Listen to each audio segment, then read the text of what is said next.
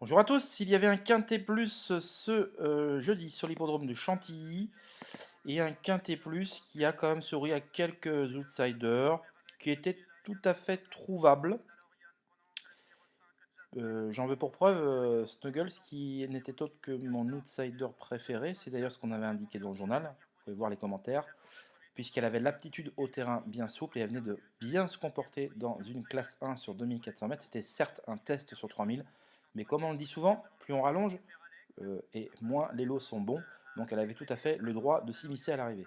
Quant à Katina, eh bien, j'avais eu Alain Couetil qui m'avait carrément dit que c'était voilà, que c'était comment dire, son vrai objectif était dans le prix d'élevage, qu'elle compte gagner, mais qu'il espérait qu'il allait courir ses chances à fond et que la jument était très bien, elle adorait le terrain lourd et qu'on n'allait pas tirer dessus, hein, c'est pas le jour de la maison. Donc la jument s'est imposée et bien tout simplement un mois avant son véritable objectif du 27 octobre prochain dans le prix de l'élevage. Donc on va voir comment le handicapeur va la pénaliser, mais au regard du style de sa victoire, que je vais vous montrer d'ici quelques instants, elle est en dernière position là, hein, oui, en avant-dernière position, et bien tout laisse à penser qu'elle va encore pouvoir confirmer à l'avenir. Alors Proletarius là revient sur la tête de course devant Snuggles.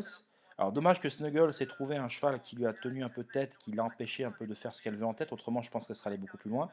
Letzer Biroc, qui était dans le sillage des deux premiers, va se montrer fort courageux dans la phase finale.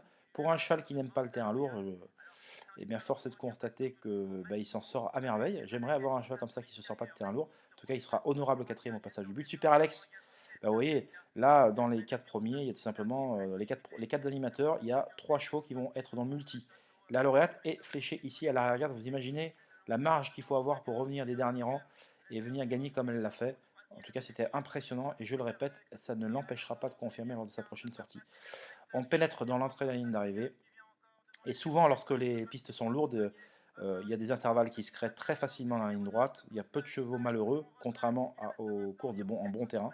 Donc Katina se faufile en dedans et on voit qu'elle a énormément de gaz et qu'elle va donc venir créer la décision avec beaucoup d'à-propos.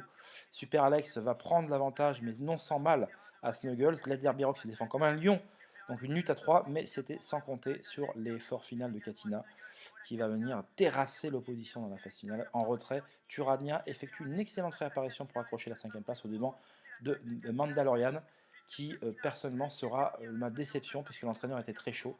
Et même, ouais, je dirais Mandalorian et Anagalis qui voilà, ils sont à fond.